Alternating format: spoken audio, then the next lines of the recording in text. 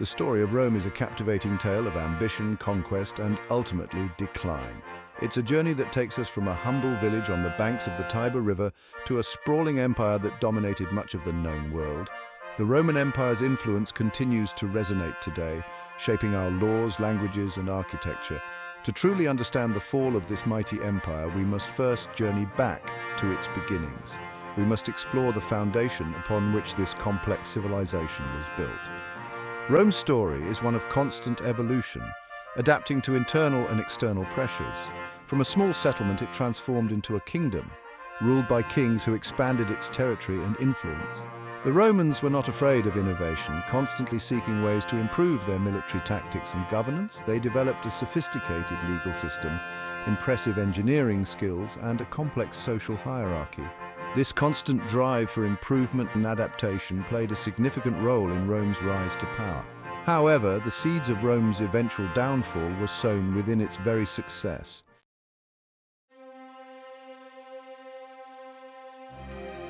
Our journey into Roman history begins with its legendary founding, a tale steeped in myth and intrigue. The story of Romulus and Remus, twin brothers abandoned on the banks of the Tiber River, captures the imagination and speaks to the power of storytelling in shaping identity. According to legend, the twins were rescued and raised by a she-wolf, a symbol of strength and resilience that would later become synonymous with Rome itself. This mythical beginning, though likely embellished over time, speaks to the Roman character, a blend of pragmatism and fierce determination. Romulus, destined to become Rome's first king, is said to have killed his brother Remus in a dispute over the city's location. This act of fratricide, while brutal, highlights the ambition and ruthlessness that would characterize much of Rome's early history. The story of Romulus and Remus serves as a foundation myth, a tale that explains the city's origins and provides a narrative framework for understanding its values. Despite its mythical origins, the founding of Rome, traditionally dated to 753 BCE, marks a pivotal moment in history. From this small settlement, a powerful empire would rise, forever changing the course of Western civilization. The story of Romulus and Remus, passed down through generations, served to legitimize Roman rule and instill a sense of destiny in its people. It is a reminder that even the grandest empires often find their roots in humble beginnings, shaped by both circumstance and the power of shared narratives. The tale of Romulus and Remus is just the beginning of our exploration into the rise and fall of Rome. As we delve deeper into its history, we will uncover the factors that contributed to its extraordinary ascent and ultimate decline.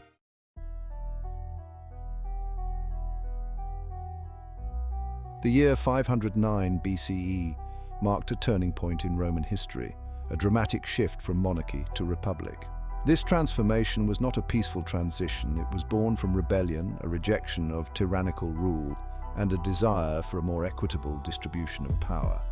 The reign of the last king, Lucius Tarquinius Superbus, known for his cruelty and autocratic rule, had sown the seeds of discontent among the Roman people.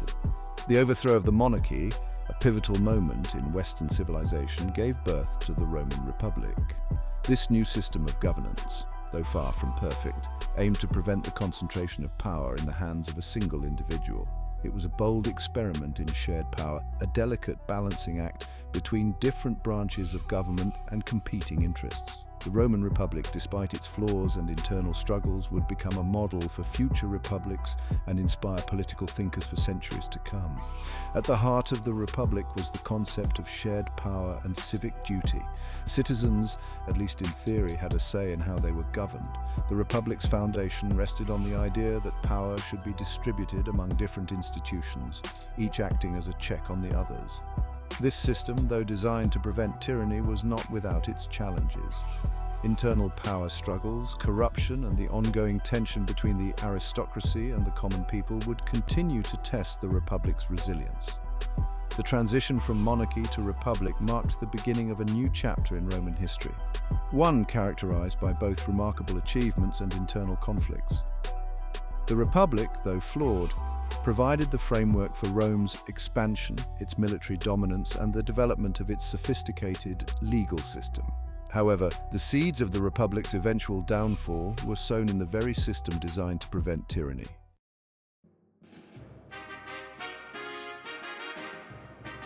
The Roman Republic's system of governance was complex, characterized by a delicate balance of power between different institutions and social classes.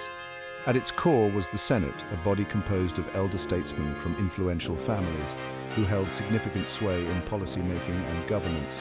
The Senate, often seen as the voice of experience and tradition, played a crucial role in guiding Rome's domestic and foreign affairs.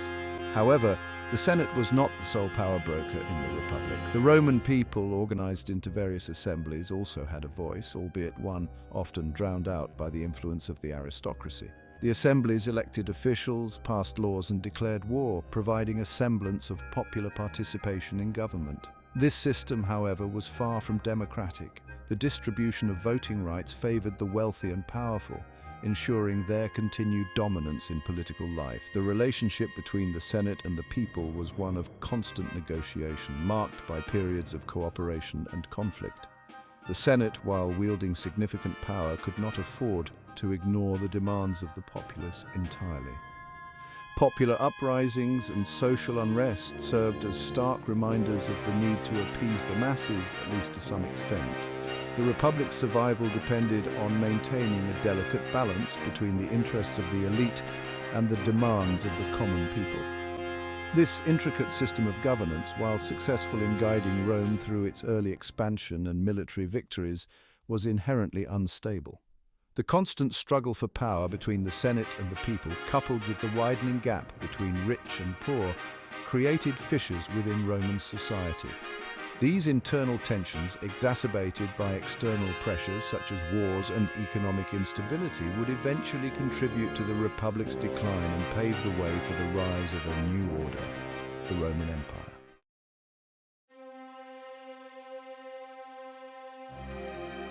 Section 3. Patricians versus plebeians, a struggle for rights and representation. The Roman Republic, while advocating for shared power, was not a society of equals. It was deeply divided along class lines, with the patricians, the aristocratic elite, holding most of the power and wealth, and the plebeians, the common citizens, struggling for recognition and rights. This division, ingrained in the very fabric of Roman society, fueled constant tension and often erupted into open conflict. The plebeians, though constituting the majority of the population, were initially excluded from many political and religious offices. They were barred from marrying patricians, and their economic opportunities were limited. This inequality bred resentment and led to a series of social and political upheavals known as the conflict of the orders. The plebeians, however, proved to be resilient and determined in their pursuit of equality. Through a series of protests, boycotts, and even threats of secession, they gradually forced the patricians to concede to some of their demands. The establishment of the office of the tribune, a position specifically created to represent plebeian interests, was a significant victory. The tribunes had the power to veto laws deemed harmful to the plebeians, providing them with a crucial safeguard against patrician dominance.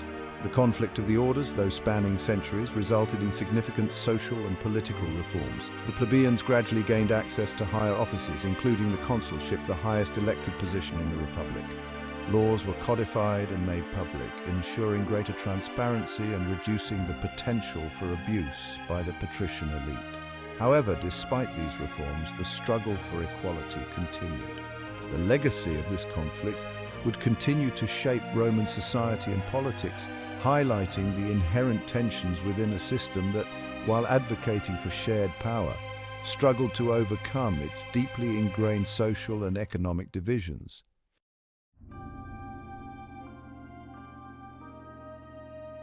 Section 1. The Roman legion, a force to be reckoned with. The Roman Republic's extraordinary expansion and military dominance can be attributed in no small part to the effectiveness of its army, the legendary Roman legions. More than just a fighting force, the legions were a testament to Roman discipline, organization, and military innovation. They were the backbone of the Republic, securing its borders, subduing its enemies, and paving the way for its transformation into a vast empire. The Roman legion was characterized by its strict hierarchy, rigorous training, and adaptability in diverse terrains and against various foes. Unlike the citizen militias of many other ancient societies, the Roman army evolved into a professional force, with soldiers undergoing extensive training in swordsmanship, hand-to-hand combat and siege warfare. This professionalism, coupled with their standardized equipment and tactical flexibility, made them a formidable force on the battlefield. The legions were not merely instruments of brute force, they were also skilled engineers building roads, bridges, and fortifications that facilitated their movements and consolidated their conquests. This combination of military prowess and engineering skill allowed the Romans to project their power far beyond their Italian homeland, establishing a network of roads and garrisons that extended from the Iberian Peninsula to the borders of Persia. The Roman army's success was also deeply intertwined with its political system. Military service was both a duty and a path to advancement for ambitious citizens, fostering a strong sense of loyalty to the Republic. Victorious generals were celebrated as heroes, their triumphs commemorated with parades and monuments, further solidifying the link between military success and political power in Roman society. The legions, therefore, were not merely a tool of conquest, they were an integral part of the Roman identity, embodying its values, ambitions, and its unwavering belief in its own destiny.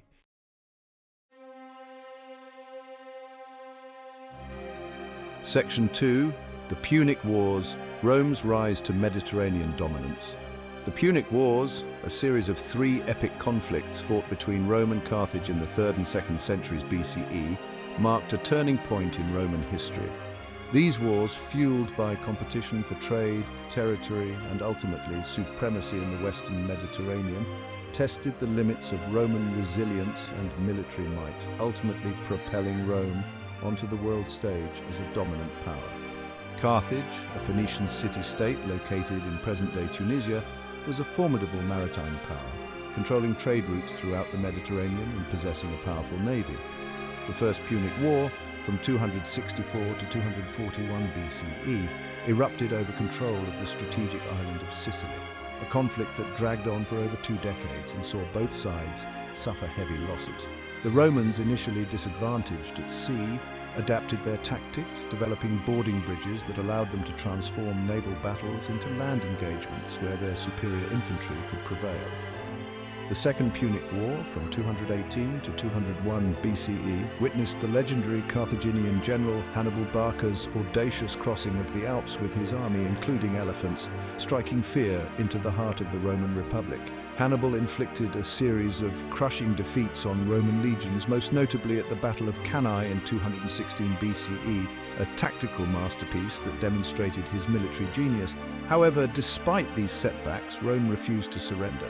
It mobilized its resources, adopted a war of attrition, and ultimately, under the leadership of Scipio Africanus, defeated Hannibal at the Battle of Zama in 202 BCE, securing victory in the Second Punic War.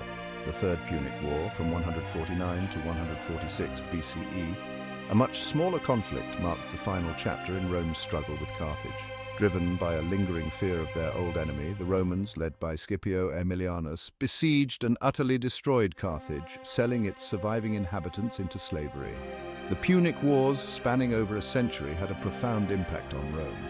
They transformed the Republic from a regional power into a dominant force in the Mediterranean, acquiring vast territories, wealth, and a newfound confidence in its military might.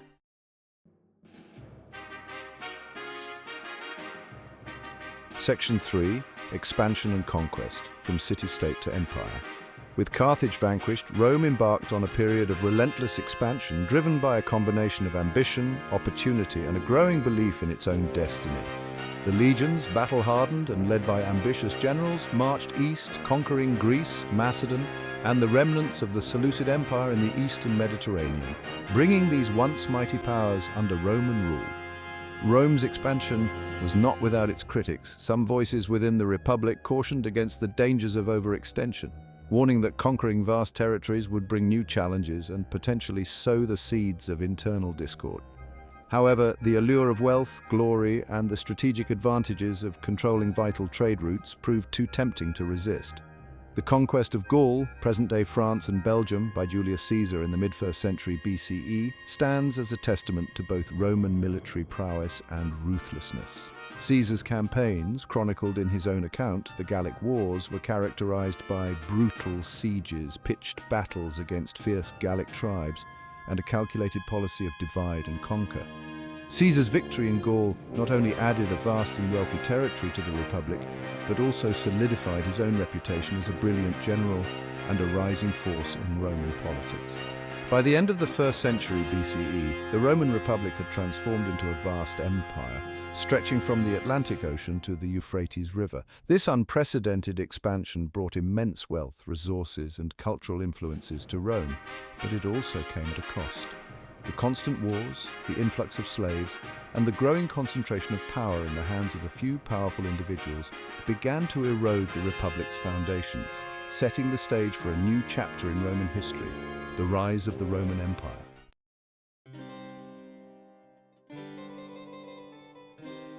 Section 1, the price of conquest, from prosperity to economic strain. Rome's relentless expansion, while bringing in vast territories, wealth and resources, also created a complex web of economic challenges. The spoils of war, initially a boon to the Roman economy, gradually sowed the seeds of its decline. The influx of plundered wealth and a seemingly endless supply of slaves, while enriching the elite, masked underlying structural problems that would eventually cripple the Republic. The Roman economy, built largely on agriculture, struggled to adapt to the influx of wealth and the changing demographics brought about by conquest. The vast numbers of slaves captured during foreign wars flooded the labor market, displacing small farmers and driving many into poverty. This displacement of the traditional agricultural workforce led to a decline in agricultural productivity and contributed to a growing reliance on imported grain to feed the burgeoning population of Rome itself. Furthermore, the constant wars, while initially profitable through plunder and tribute, placed a heavy strain on the Roman treasury. The legions, though effective, were expensive to maintain, requiring constant funding for equipment, provisions, and soldiers' pay. This growing financial burden led to increased taxation, which further exacerbated the plight of the lower classes and fueled social unrest. The very success of Roman expansion, therefore, carried within it the seeds of economic instability. The Roman Republic, once a model of civic virtue and economic self-sufficiency, was gradually transformed by its conquests. The wealth disparity widened, the traditional economic structures were strained, and the reliance on slave labor created a system inherently vulnerable to disruption. These economic challenges, combined with growing social and political tensions, created a volatile mix that would ultimately contribute to the Republic's downfall.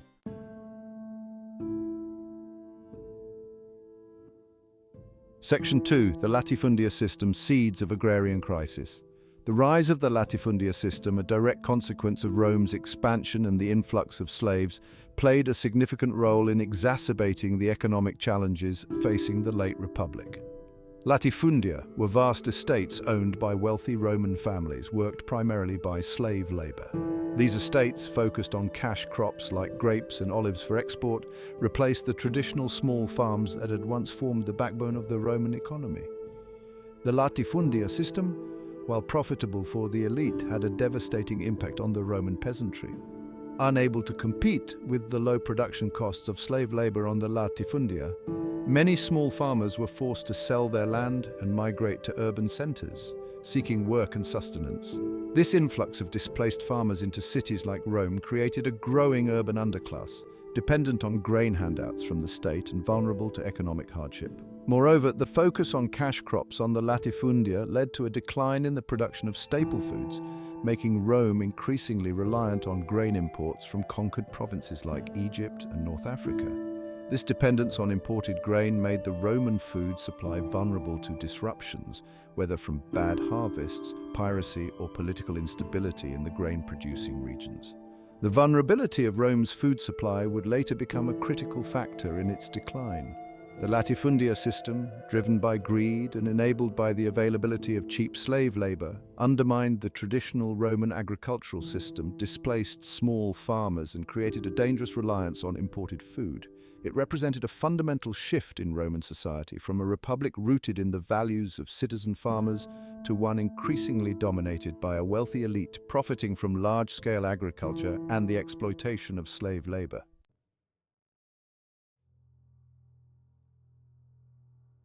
Section 3. Corruption and social unrest, the widening gap. As economic inequality grew in the Roman Republic, so too did corruption and social unrest. The spoils of war, instead of being used for the common good, often lined the pockets of corrupt officials and enriched the already wealthy elite. This blatant corruption eroded public trust in the government and fueled resentment among the lower classes, who bore the brunt of the economic hardships. The Roman political system, once designed to balance the interests of different classes, became increasingly susceptible to manipulation by wealthy individuals and factions. Ambitious generals, returning from successful campaigns with wealth and the loyalty of their legions, began to challenge the authority of the Senate, using their influence to secure political power for themselves.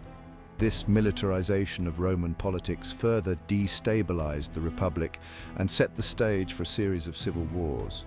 The plight of the urban poor, meanwhile, became increasingly desperate. Many lived in squalid conditions, facing food shortages, disease, and the constant threat of unemployment.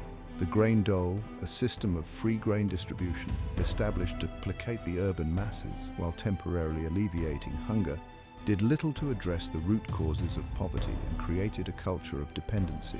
The Roman Republic, once admired for its civic virtue and sense of shared purpose, was now plagued by corruption, greed, and a widening gap between the rich and the poor. The social fabric was fraying, and the bonds that had once united Roman citizens were weakening under the strain of economic inequality and social injustice. This internal strife and decay within Roman society created a fertile ground for ambitious individuals willing to exploit the chaos for their own gain, ultimately paving the way for the fall of the Republic and the rise of the Roman Empire.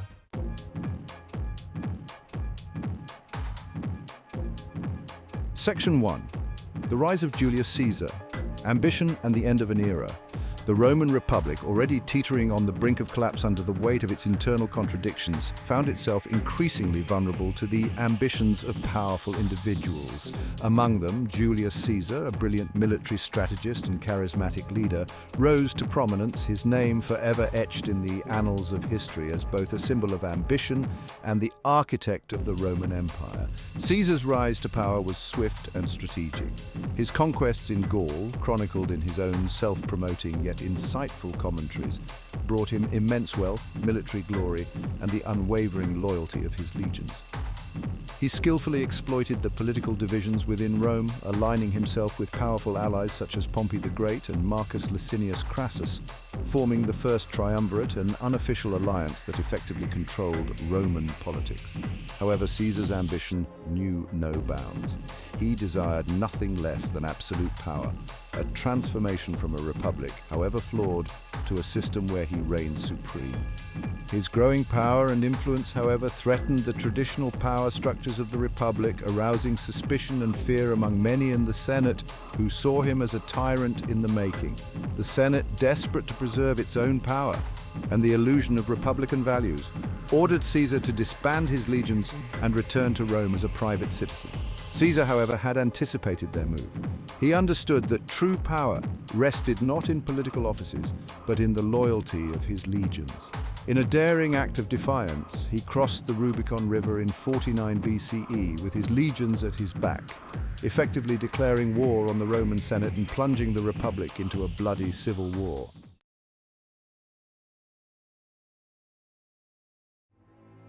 Section 2, the Ides of March, Assassination, and the Republic's Last Gasp.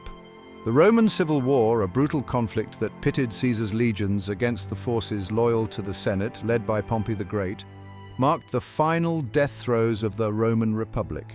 The conflict raged across the Mediterranean from Spain to Greece, with both sides vying for control of the vast Roman world. Caesar's military genius and the unwavering loyalty of his troops ultimately proved decisive.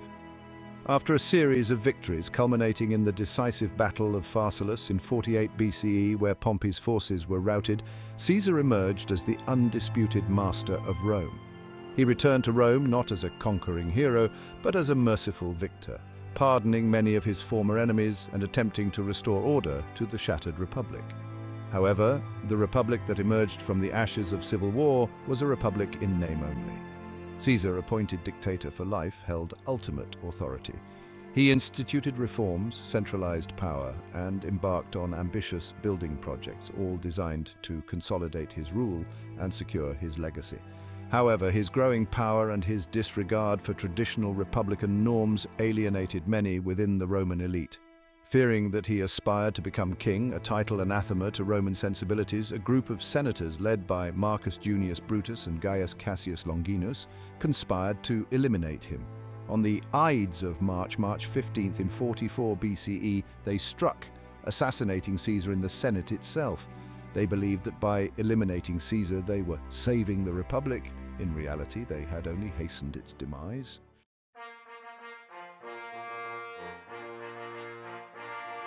Section 3. The Dawn of Empire, Augustus and the Pax Romana. The assassination of Julius Caesar, intended to save the Roman Republic, instead unleashed a new wave of chaos and violence. The conspirators, hailed by some as liberators, had miscalculated the depth of support for Caesar, particularly among the Roman masses who viewed him as a champion of their interests. A power vacuum emerged, with various factions vying for control. Mark Antony, Caesar's close friend and ally, formed the Second Triumvirate with Marcus Lepidus and Caesar's adopted son Octavian to avenge Caesar's death and restore order. However, this alliance, like the First Triumvirate before it, was marred by rivalry and ambition. Octavian, later known as Augustus, proved to be a shrewd politician and a ruthless strategist. He outmaneuvered his rivals, defeating Mark Antony and Cleopatra at the Battle of Actium in 31 BCE, effectively ending the civil wars that had plagued Rome for decades. With his victory, Octavian became the undisputed master of the Roman world.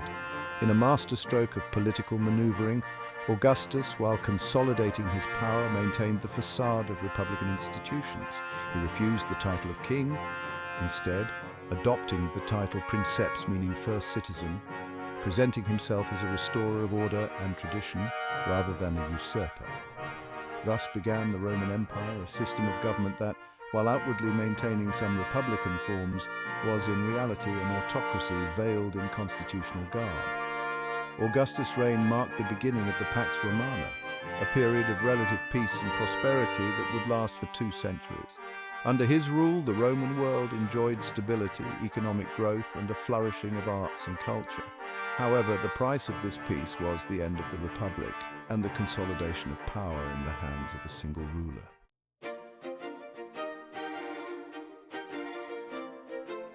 Section 1. Engineering Marvels, Roads, Aqueducts, and the Spirit of Innovation. The Roman Empire's legacy extends far beyond its military conquests and political machinations. It was a civilization that excelled in engineering and infrastructure, leaving behind a testament to its ingenuity and organizational prowess.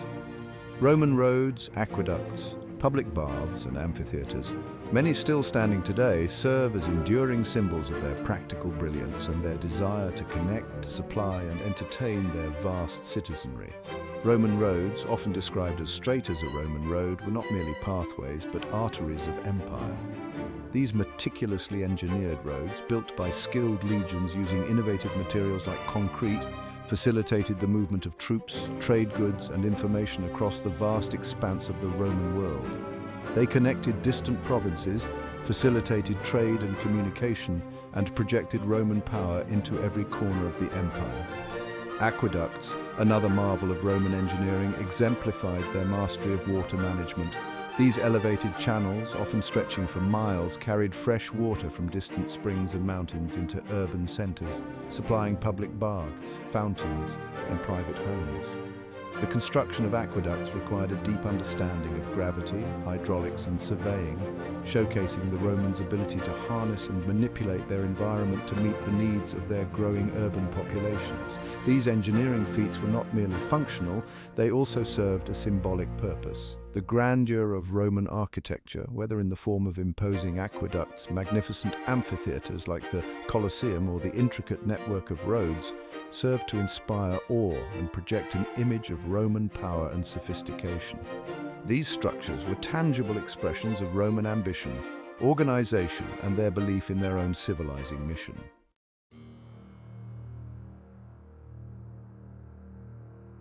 Section 2. The Rise of Christianity. A new faith challenges the old order.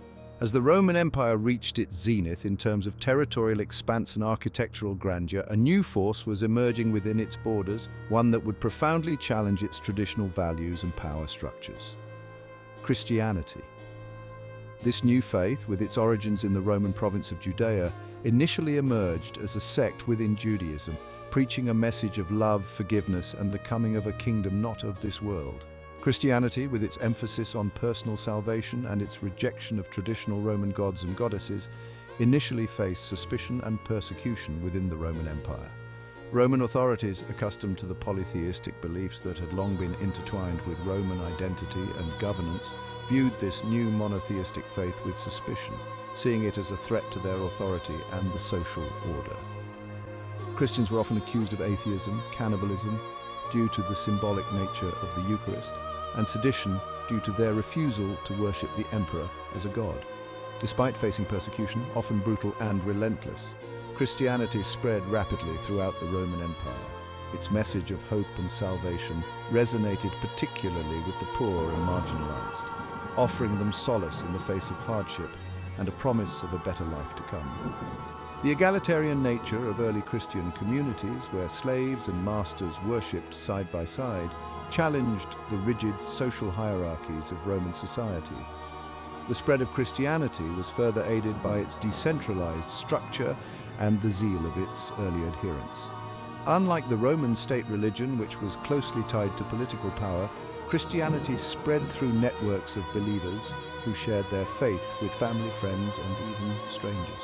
The teachings of Jesus, recorded in the Gospels and disseminated through oral tradition, offered a radical alternative to the Roman world's emphasis on power, wealth, and military glory.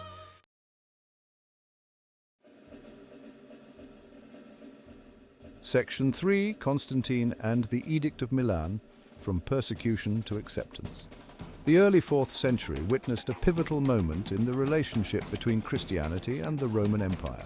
Constantine, a Roman emperor who had risen to power through a series of civil wars, claimed to have experienced a vision of the Christian cross before a crucial battle. Attributing his victory to the intervention of the Christian God, Constantine issued the Edict of Milan in 313 CE, a momentous decree that granted religious tolerance to Christians within the Roman Empire. The Edict of Milan marked a turning point in Christian history. No longer a persecuted sect, Christianity emerged from the shadows, its followers free to worship openly without fear of persecution. Churches were built, Christian communities flourished, and the faith, once confined to the margins of Roman society, began to exert a growing influence on Roman culture and politics. Constantine's embrace of Christianity was not without its complexities. While he granted favors to the Christian Church, he continued to patronize traditional Roman religious institutions, perhaps seeing Christianity as a unifying force within a vast and diverse empire. His own conversion to Christianity, while debated by historians, had a profound impact on the trajectory of the faith. The Edict of Milan did not immediately transform the Roman Empire into a Christian state. Pagan beliefs and practices persisted for centuries, and tensions between Christians and non-Christians continued to simmer.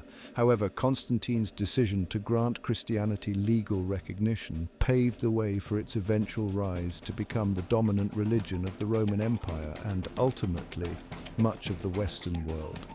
The once persecuted faith, which had challenged the very foundations of Roman society, had become an integral part of its fabric, forever altering the course of Western civilization.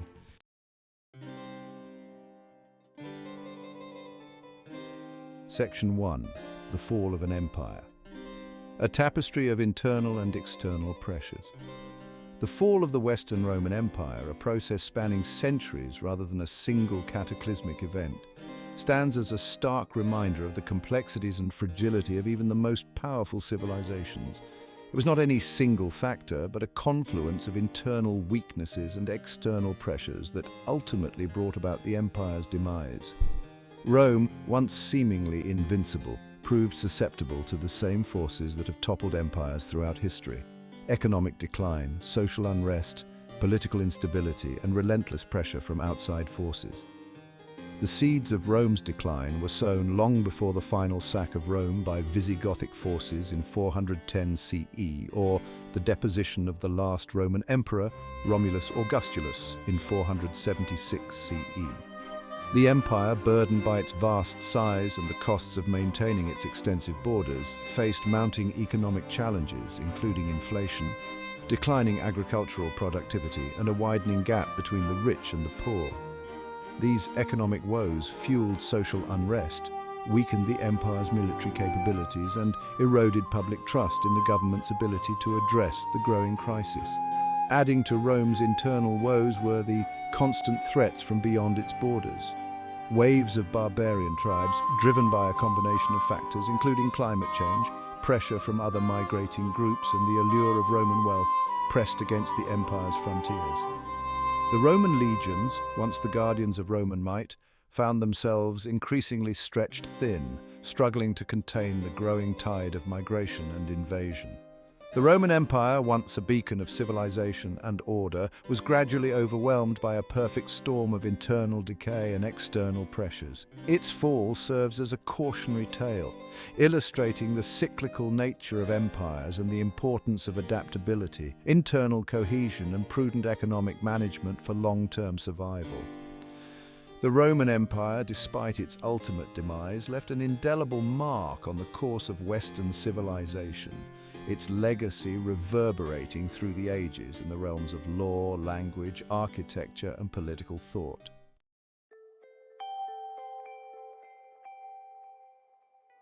Section 2. Rome's enduring legacy, echoes of a civilization. While the Western Roman Empire met its demise in the 5th century CE, its impact on the course of Western civilization has been profound and enduring. Rome's legacy is not merely confined to the ruins of its once grand cities or the artifacts housed in museums. It continues to shape our world in countless ways, from our legal systems to our languages, from our architecture to our political institutions. Roman law, codified and refined over centuries, forms the foundation of legal systems in many parts of the world, particularly in continental Europe and former European colonies. Principles such as habeas corpus, the presumption of innocence, and the concept of a fair trial have their roots in Roman legal thought. The Roman legal system, with its emphasis on written law, precedent, and legal scholarship, provided a framework for the development of sophisticated legal systems that transcended the boundaries of empire and time. Beyond its legal innovations, Rome left an indelible mark on language, literature, and the arts. Latin, the language of ancient Rome, served as the lingua franca of the Western world for centuries and became the foundation for the Romance languages, including French, Spanish, Italian, Portuguese, and Romanian. Roman literature, from the epic poetry of Virgil to the philosophical treatises of Cicero, continues to be studied and admired for its insights into the human condition and its timeless themes. Rome's architectural and engineering achievements continue to inspire awe and wonder.